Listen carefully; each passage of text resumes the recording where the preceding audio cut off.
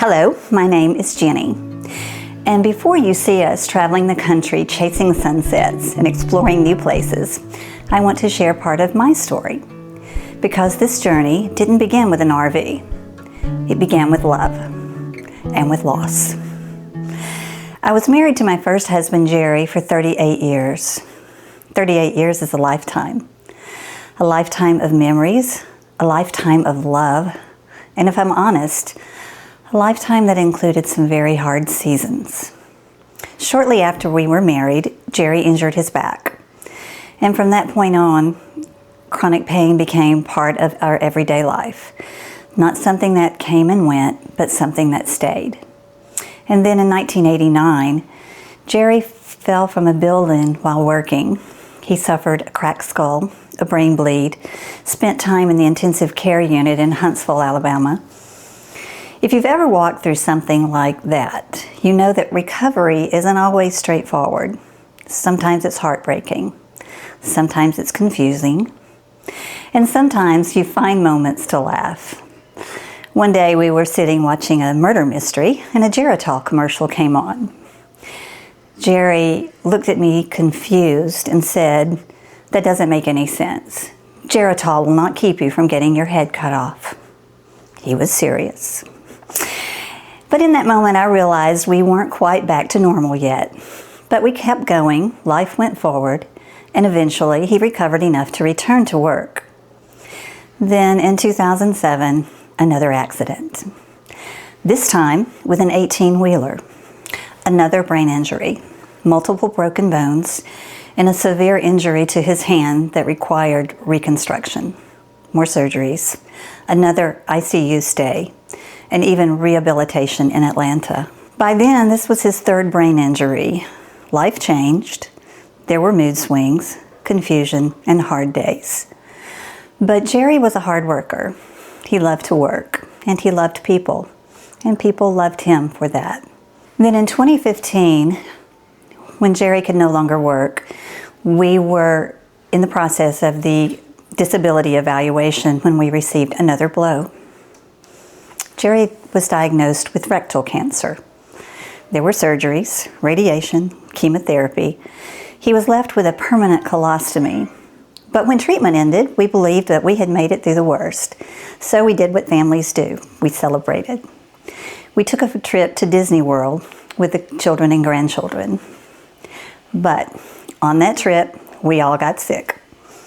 And Jerry, just having finished chemotherapy, had no immune system left to fight it.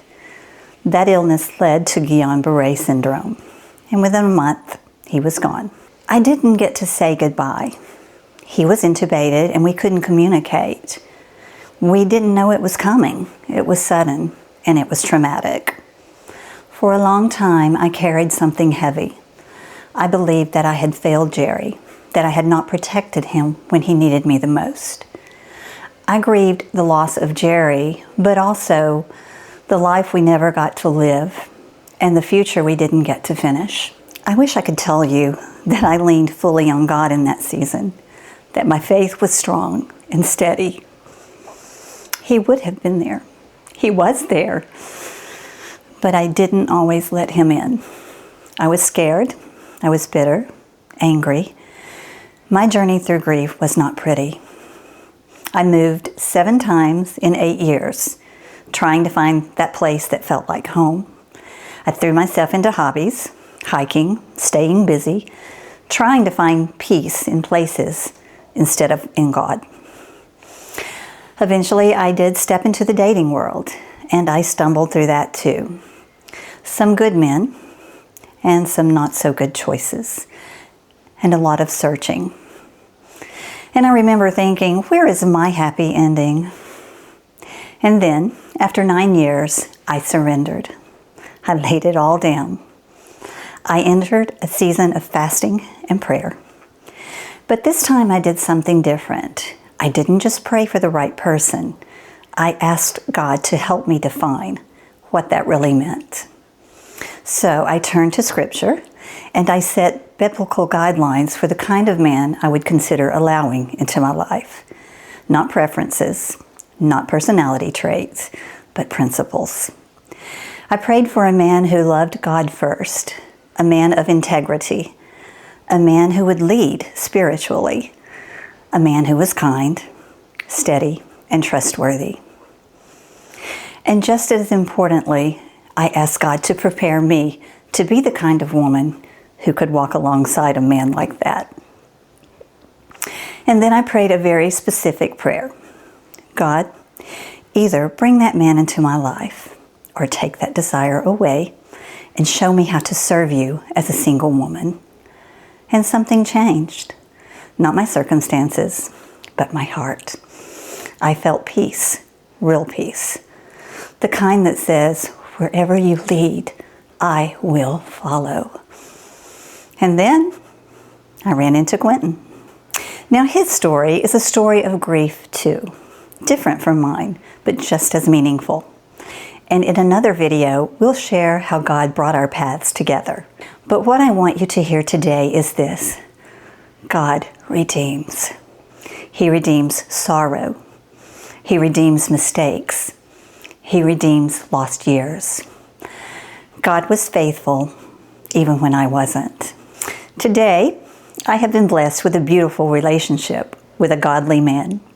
And we both know this season is a gift. And that's part of why we started Ramble Quest. Because this season of life is about moving forward, exploring, healing, and encouraging others along the way. So if you're walking through loss, if you're feeling stuck, if you're wondering if joy will ever return, I want you to know this. God is still writing your story, and He specializes in redemption. If this meant something to you, we'd love for you to subscribe and walk this journey with us. And as always, we're exploring God's creation, one story at a time.